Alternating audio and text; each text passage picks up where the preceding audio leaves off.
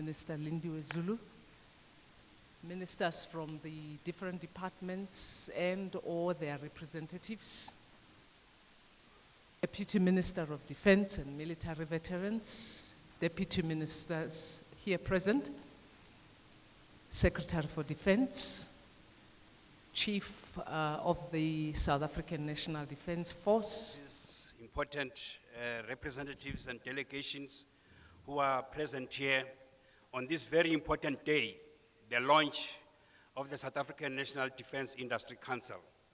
Without further ado, allow me now to invite the Minister of Defense and Military Veterans, Honorable Nosiviwe Mapisa-Nqakula, to come and address this launch. Thank you.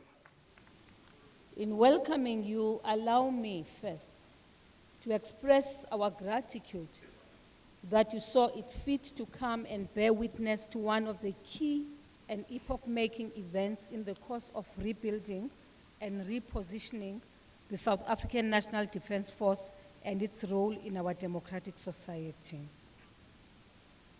I also want to take this opportunity, before we focus on the objectives of this day, to thank the Chief of the South African National Defense Force, the Military Command, all arms of service, especially the South African Navy, for hosting the most successful installment of the Armed Forces Day to date, held at the Nelson Mandela Bay Metro 2 weeks ago. Congratulations to you.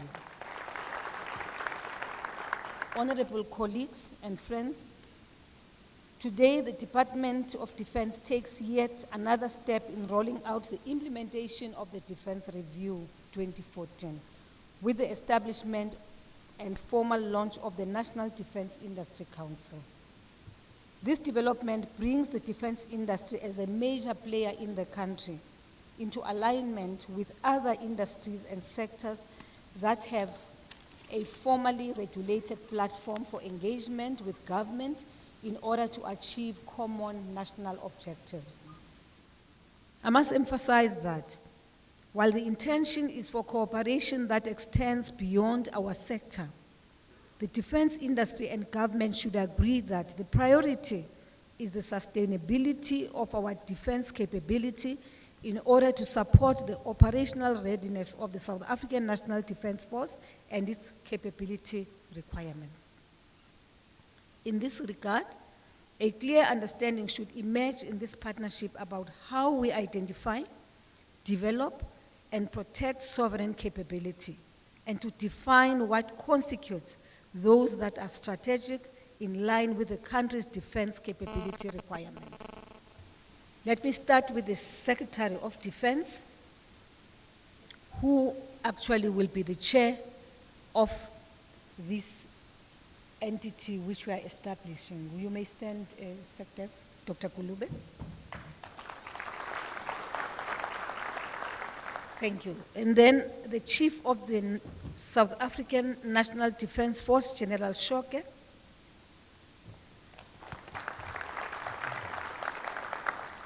And then we will have representatives from each of the following departments. One, from the Office of the President, and two, a Director General of Military Veterans.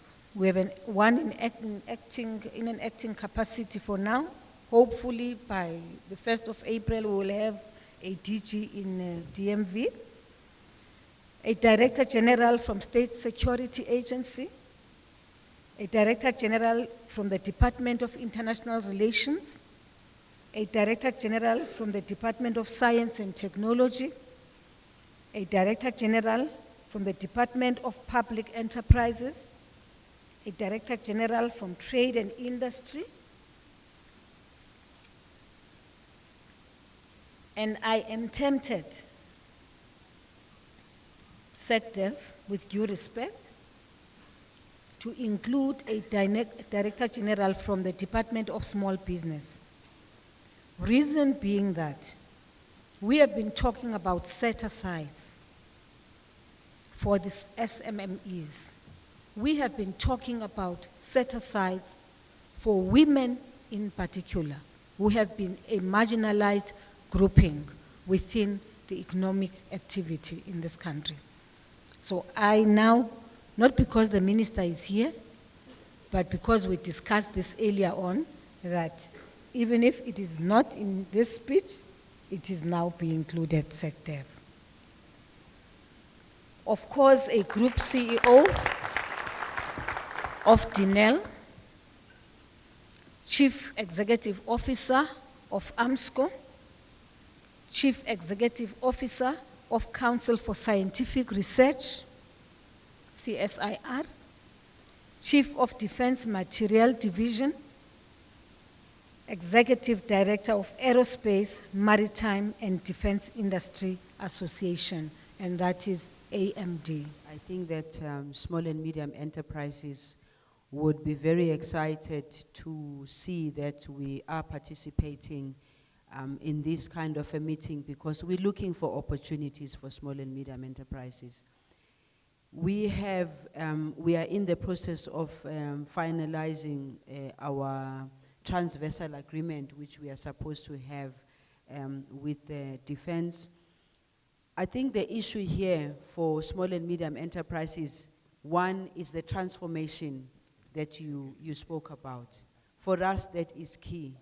If the agenda for transformation doesn't happen, then it makes it very difficult for small and medium enterprises to enter into the space. The second one is about acceptance of the big companies and the fact that they block small and medium enterprises. They don't open up the opportunity, and unfortunately, majority of them are still white-owned. The third one for us is about the capacity of black small and medium enterprises to make sure that when the opportunities are being opened up by defense, they are then able to take advantage of them. Because in defense, I think, like in any other place, you can't afford mediocrity. You can't afford products that are not up to the T. You can't afford products that are not up to scratch. Summarized it well in terms of why the National Defense Industry Council. Basically for those two reasons. Number one, to coordinate the products and services of the Defense Industry Council so that they meet the requirement of the South African National Defense Force in implementing the defense review. And secondly, to market the product and services of the South African Defense Industry Council, not only in South Africa, but internationally, especially in Africa. Most of the African armed forces today are in the process of modernizing their armed forces.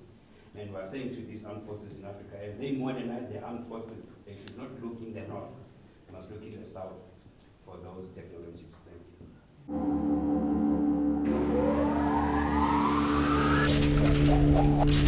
you.